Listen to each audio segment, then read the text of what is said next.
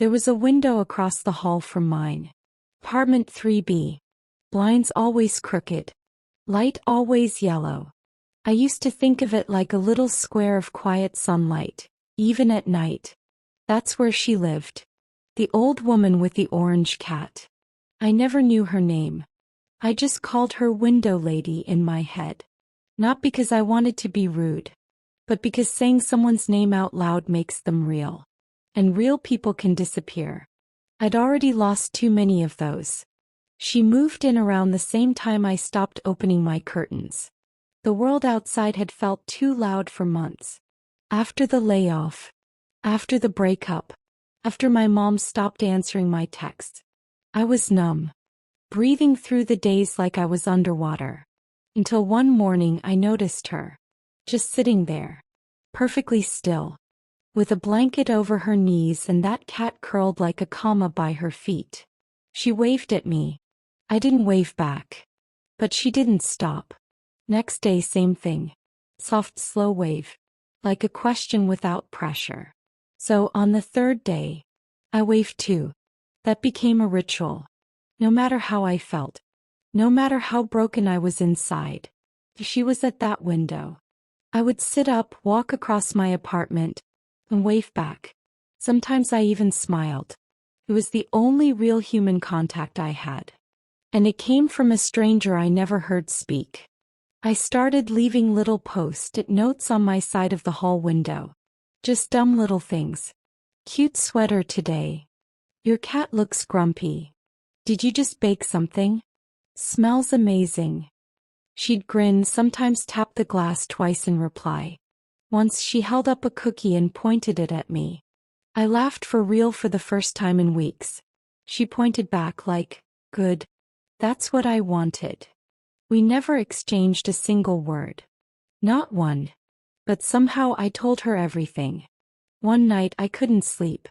I just had a panic attack. The kind that creeps in slow. Not loud but heavy. Like trying to breathe through a thick coat. I looked out the window. Her light was on. She wasn't reading this time. Just sitting still looking straight across at me. She didn't wave. She just put her hand over her heart. And I mirrored her. My hand shaking, eyes blurry. We sat like that across the hall. Two people held together by silence and glass. That was the moment I realized she saw me. Not the Instagram version. Not the I'm fine version. Kissing me. Then came the week when her light didn't turn on. At first I figured maybe she was sleeping in. Or had gone to visit someone. But the second day, something felt wrong.